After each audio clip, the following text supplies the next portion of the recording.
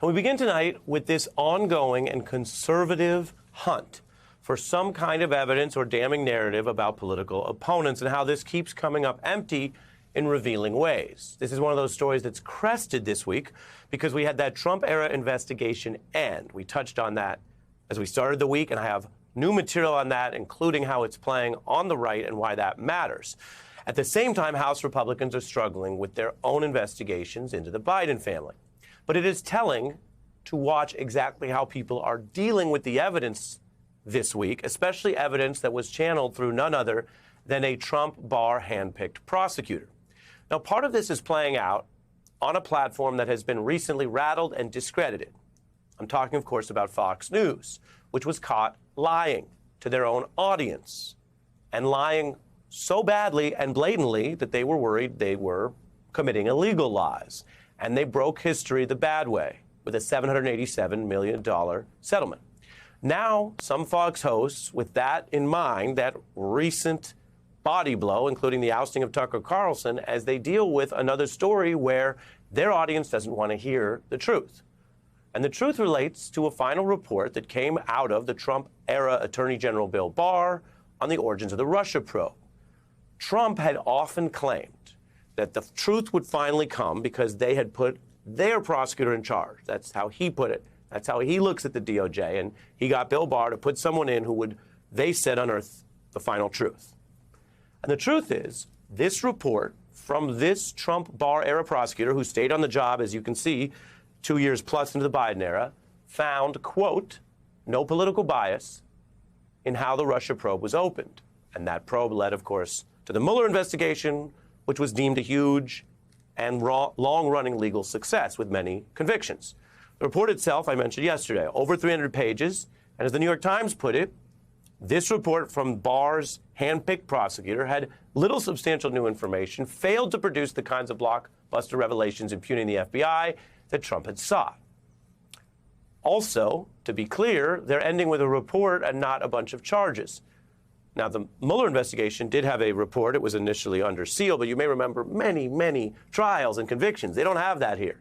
There's no new indictments this week. There's no new referrals. There's no evidence of improper motivation on the part of the public servants who opened the Russia probe, who were later maligned by Trump.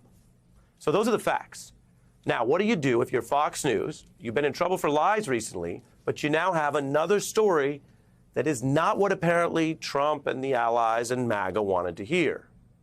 Well, we're going to show you what they're telling their audience despite the raw truth of what this report found. Take a look.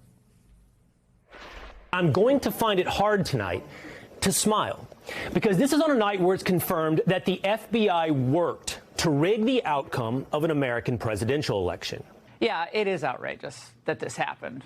And it is arguably worse than Watergate when you look at all the facts. This is an embarrassment to the FBI, the Bureau. This is so damning. We find out Hillary was the one who was cooking this plan up. It went on and on like that last night. Now, I will say, in all fairness, some of what some Fox hosts said was not defamatory. It was not straight lies about the very much dud report. It was opinions and other observations about people that they oppose or don't like, and they have every right to talk like that. But the cumulative effect was misleading. It left viewers with the sense that this report had a lot in it, even though any viewer with a memory, and many people who happen to watch Fox have memories, can remember that Bill Barr and Donald Trump said this wouldn't just end with a book report or with criticism. It would end with the bad guys in trouble. And they did spend years investigating whoever they thought the bad guys were. Now, reading from the new report, it even states in an almost apologetic language that, quote, not every injustice or transgression amounts to a criminal offense. That is Barr's prosecutor trying to explain why he didn't have more criminal offenses to charge. And yet again, over on Fox News and on parts of the right, you have this contrast between what people like Sean Hannity said was coming. Here is Hannity in 2019 when this prosecutor was first appointed, and then what they actually got. Mark my words, we will get to the bottom of this. John Durham will uncover the truth. We will get the equal justice that we, the American people, deserve. Long story short, every single thing that we reported to you on this program, we were correct. Now, Mr. Hannity there is using the night of the big final report that he promised would change everything to say, well, whatever he previously claimed he stands by or he thinks is still true. Not really the issue, though. Not really what he'd promised. Because, again, they're dealing with words and book reports, not cases. The cases Mr. Durham, the bar prosecutor, did bring, well, they failed at trial. Now, in court, a jury did evaluate some of those claims. And the abysmal record there was 0 for 2. That's well known. And Trump asked the DOJ to go after a ton of different people. They saw Barr and Durham as the way to do this. These are just some of the targets you may remember that Donald Trump singled out. Several of these people have worked within the FBI or DOJ on your screen. And the DOJ did investigate and review these individuals and never charged any of them, the 3 who are there from the FBI. Congressman Schiff, we all remember, repeatedly attacked by Trump. But unlike, say, George Santos or other members of Congress, there's no evidence that Schiff has any legal problems. In other words, the system that actually requires evidence has not resulted in problems for these individuals. Take that in. All the accusations, some investigations, but no prosecutions. And by the way, the DOJ is not afraid to prosecute when they find wrongdoing by someone who's been in the government or elsewhere. And remember what the former president said over and over. Once you get the Barr prosecutor in there, then, well, you're good.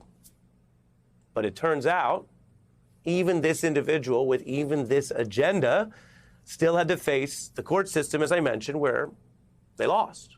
And those were on small, what lawyers sometimes colloquially call Mickey Mouse cases. None of them involved the big guns, the big people that Trump kept targeting. Now Republicans in Congress are basically moving from that game they played on Fox and elsewhere saying, oh, this Durham report will be so big. Oh, it's not. But we stand by our claims. They're moving from that to going after the Biden family, although they're in the kind of the fan fiction of investigations, it turns out they're having troubles too. One Republican investigator found their own star witness whistleblower has gone missing. Where is that informant today? Where are these whistleblowers? Well, unfortunately, we can't track down the informant. We're hopeful that the informant is still there. The whistleblower knows the informant. The whistleblower is very credible. Did you just say that the whistleblower or the informant is now missing? Well, we're hopeful that we can find the informant. Now, remember, these informants are kind of in the spy business. So they don't make a habit of being seen a lot or being high profile or anything like that. Doesn't look like that one's going so well. Take a look at this. Have you found anything illegal while he was actually in office? Well, we found a lot that's certainly unethical. We found a lot that should be illegal. Are you standing by witness intimidation? The witnesses and the whistleblowers are being intimidated by the president's son's lawyers. You stand by that and you say you have evidence of that? It depends on your definition of intimidation. But you've got to be able to prove they broke laws. Can you do that? Right. Well, as you know, my job is to investigate and present the facts. We're presenting facts that's never been presented before. There's no evidence that Joe Biden did anything illegally. Well, if you look at the laptop and the emails between the president's son and his associates, they went to great lengths to hide Joe's involvement, and we're still looking for more bank records that we believe will implicate Joe Biden's active participation in this at the end of the day. James Comer, thank you for your time. It's rather incendiary, and we'll see whether or not you're onto something. Again, 5 years investigating, nothing just yet. James Comer, thank you for your time today. 5 years, and you haven't found anything. And I want to speak precisely here because, as I emphasized, the Dominion settlement, the ousting of Tucker, and the echo chamber of lies and consequences hangs over all of this. So while Mr. Hannity obviously still tried to give his audience the vague impression he was always right when the report didn't find what he promised. We showed you that. Others, as I also showed you, are attacking a different line. And I'm not here to do anything other than show you what's happening. That's what the news is supposed to be. So if there are people at Fox who, as I just showed you, are suddenly taking a tougher line against liars or allegations offered completely without evidence, we'll show you that. It's interesting. There is a fissure. There is a real rift here.